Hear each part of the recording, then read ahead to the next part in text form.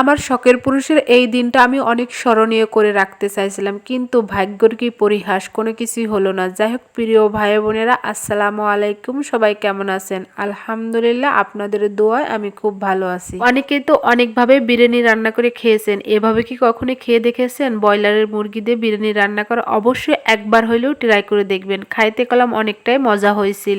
আর আপনারা যদি এভাবে রান্না করে দেখেন, তাহলে আমি মনে করি আপনাদেরও মন ছুঁয়ে যাবে এই খাবারটার প্রতি। চলুন তাহলে মূল রান্নার রেসিপিতে যাই। এখন আমি এখানে সর্বপ্রথম হচ্ছে তেজপাতা আর পেঁয়াজ সুন্দর করে ভাজি করে নিই। যখনই দেখছি যে পেঁয়াজগুলো একটু লাল লাল হয়ে আছে, তখনই আমি কয়েকটা কাঁচা জিরে দিয়ে তারপরে এখানে আমি বাটা মশলা, মরিচ, পেঁয়াজ, রসুন, আদা এগুলো খুব সুন্দর করে শিলপাটায় বেটে নিয়ে তারপরে রান্নাটা সুন্দর করে কষাইছে। এর সাথে যখন আমার বাটা মশলাগুলো কষানো হবে, তখন আমি ধনের গুঁড়ো, তারপরে জিরের গুঁড়ো, মরিচের গুঁড়ো, হলুদের গুঁড়ো, লবণ স্বাদ মতন দিয়ে এটাকেও সুন্দর করে কষাই নিয়ে তারপরে মাংসগুলো দিয়ে যখন আমি মাংসগুলো সুন্দর করে কষাই নেব, একদম লাল লাল হয়ে আসবে। আর আমি এখানে একটু হলুদ দিছি এই জন্য যে কারণ ব্রয়লারের মুরগি হচ্ছে সাদা, সাদা থাকলে কেমন একটা দেখতে লাগে, এই জন্য আমি একটু হালকা হলুদ দিয়ে নিছি। আপনাদের যদি ভালো না লাগে হলুদটা আপনারা না দিলেও কোনো সমস্যা নাই, কারণ হলুদে কোনো স্বাদ আসে না। যাই হোক, আমি এখানে সুন্দর করে এগুলো কষাই নিয়ে একদম সিদ্ধ হয়ে গেছে। আমি এগুলো পানি দিয়ে একটু কষাই নিছি, তারপরে এখানে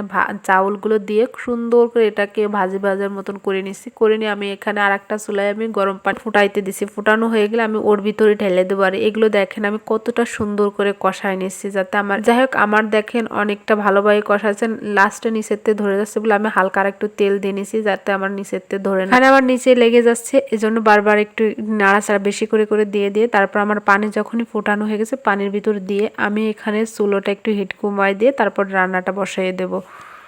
যাই হোক, আপনারা করলাম এই রান্নাটা এখন রাইস কুকারেও করতে পারেন। আমি রাইস কুকারে অনেক সময় লাগবে বলে এখানে আমি চুলাই দিয়ে দিছি। যাই হোক, আপনাদের দেখেন এখানে আমি চুলার হিটটা একটু কমাই দিয়ে এখন আস্তে আস্তে করে জাল দিয়ে এইটা হয় নেব।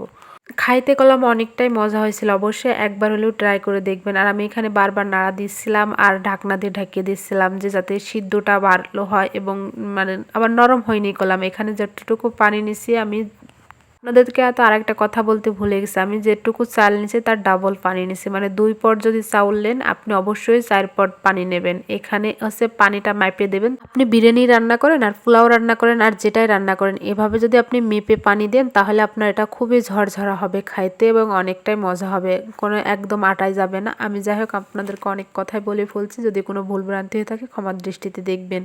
আমার এখানে পানি শুকায়ও গেলেও তারপর আমি রাইস কুকারের যে ঢাকনাটা 2টো ছিদ্র থাকে, ওই ছিদ্রগুলো অফ করে সুন্দর করে ঢেকে রেখে দিছিলাম। তারপরে ভাতটা দেখি যে অনেক মোলায়েম এবং সফট হয়েছে।